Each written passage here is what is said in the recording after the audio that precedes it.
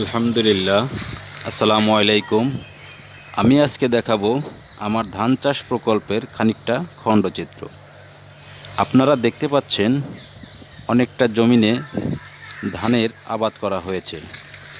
বেশ কিছুদিন পূর্বে ধান চারা রোপণ করা হয়েছিল।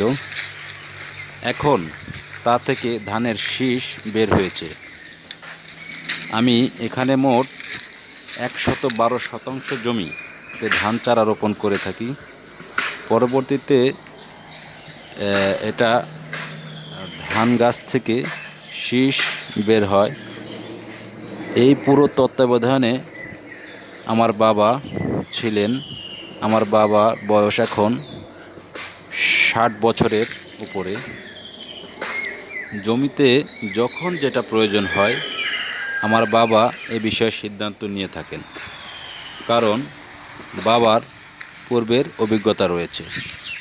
জমি প্রস্তুত, চারা রোপণ, আগাছা পরিষ্কার, সার ও কীটনাশক প্রয়োগ, পানির প্রয়োজন হলে সেচের ব্যবস্থা করা, ধান গাছ কাটা, ফসল ঘরে তোলা, সমস্ত কাজে আমার বাবা নিরলস পরিশ্রম করে আমাকে সহযোগিতা করেন।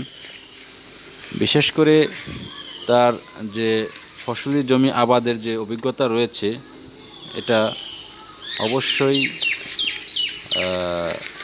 বলা চলে যে গ্রহণযোগ্যতা রয়েছে। তো বাবা থাকা মানে অনেকটা স্বস্তিতে থাকা। তাই আমরা চেষ্টা করব বাবা মাকে সঙ্গে রেখে, তাদেরকে ভালোবেসে কাছে রেখে আমরা তাদের সাথে হাতে হাত মিলিয়ে, কাঁধে কাঁধ মিলিয়ে যেন সামনের দিকে এগোতে পারি। বাবা মার দোয়া আমাদের সন্তানের জন্য খুবই দরকারি। বাবা আসলে বিভিন্ন সময় বিভিন্ন কাজে ব্যস্ত থাকেন। তো বাবার এই ব্যস্ততার মধ্য দিয়ে তাকে আমি সহযোগিতা বা একটু তাকে স্বস্তি দেওয়ার জন্য আমি তার পাশে তার কাজে হাত লাগাই। আমার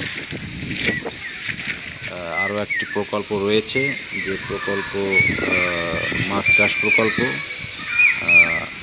এটাও আমি সামনে আপনাদেরকে দেখাবো। আমার এখানকার কিছু খণ্ডচিত্র আপনাদের সাথে শেয়ার করব। ইনশাআল্লাহ আমার জন্য দোয়া করবেন। আমরা আশা করতেছি এবছর এই মৌসুমে আমরা ভালো ফসল ঘরে তুলতে পারবো।